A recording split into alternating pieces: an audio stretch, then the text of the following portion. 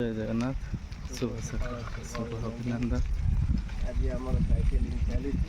ଆପଣମାନେ ଏଇଭଳି କରନ୍ତୁ, ସୁସ୍ଥରେ ରୁହନ୍ତୁ। ନମସ୍କାର ବନ୍ଧୁଗଣ, ଆଜି ଆମେ ସାଇକେଲିଂ କଲାବେଳେ ଗୋଟେ ସୁନ୍ଦର ଜିନିଷଟି ଦେଖିଲୁ। ଜିନିଷ ମାନେ ସେ ସୁନ୍ଦର ଫୁଲଟି ଆପଣ ଭିଡ଼ିଓରେ ଦେଖନ୍ତୁ। ଏ ହେଉଛି ଚମ୍ପା। ଚମ୍ପା ତ ବହୁତ ପ୍ରକାର ଅଛି, ଜାଣିବା କେମିତି? ଏହା ହେଉଛି ସ୍ୱର୍ଣ୍ଣ ଚମ୍ପା। ବହୁତ ସୁନ୍ଦର ବାସନା ଏଥିରେ ହୁଏ। ଆଚ୍ଛା ବାପା, ଆର କ'ଣ ଉପକାର ମିଳେ? ଉପକାର କିଛି କିଛି ରହିଛି। ଭଗବାନଙ୍କ ସୃଷ୍ଟିରେ ସବୁର କିଛି ଉପକାର ରହିଛି। ପାରମ୍ପରିକ ଔଷଧରେ ଏହାର ଫୁଲ ପତ୍ର କିଛି ଛୋଟମୋଟ ସମସ୍ୟାରେ ବ୍ୟବହାର କରାଯାଏ। ଏହାର ସୁଗନ୍ଧ ମନକୁ ଶାନ୍ତ କରିଥାଏ, ମାନସିକ ଚାପ କମାଇବାରେ ସାହାଯ୍ୟ କରିପାରେ। ଏହା ପରିବେଶ ପାଇଁ ମଧ୍ୟ ଉପକାରୀ କି? ନିଶ୍ଚିନ୍ତ, ପ୍ରତ୍ୟେକ ଗଛ ଉପକାରୀ।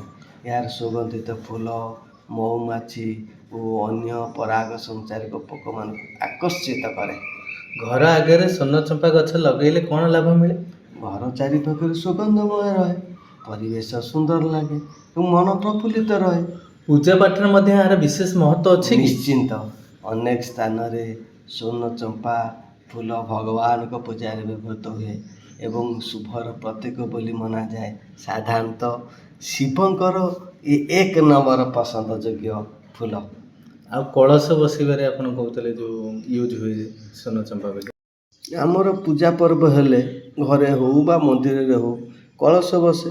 ସେ କଳସରେ ଆମ୍ବ ଡାଳ ବେଳେବେଳେ ମିଳେନି। ଆମ୍ବ ଡାଳ ବସିବା କଥା, ବେଳେବେଳେ ମିଳେନି। ଯେତେବେଳେ ଏ ଚମ୍ପା ଡାଳକୁ ବି ସେ କଳସରେ ବସେଇକି ପୂଜା କରାଯାଏ। ଆଉ ଅନ୍ୟାନ୍ୟ ବି ପୂଜା କର୍ମକାଣ୍ଡରେ ବି ଚମ୍ପା ଡାଳ ବ୍ୟବହାର ହୁଏ। ତେଣୁ ଏତେ ଉପକାର ଥିବାରୁ ଆପଣମାନେ ଏଇ ଗଛକୁ ବାଡ଼ି ବଗିଚାରେ ଲଗାନ୍ତୁ, ଅଗଣାରେ ବି ଲଗାନ୍ତୁ। ଅଗଣାରେ ବି ଲଗାନ୍ତୁ, ଫୁଲ ପାଆନ୍ତୁ ଏବଂ ମନ ଶାନ୍ତ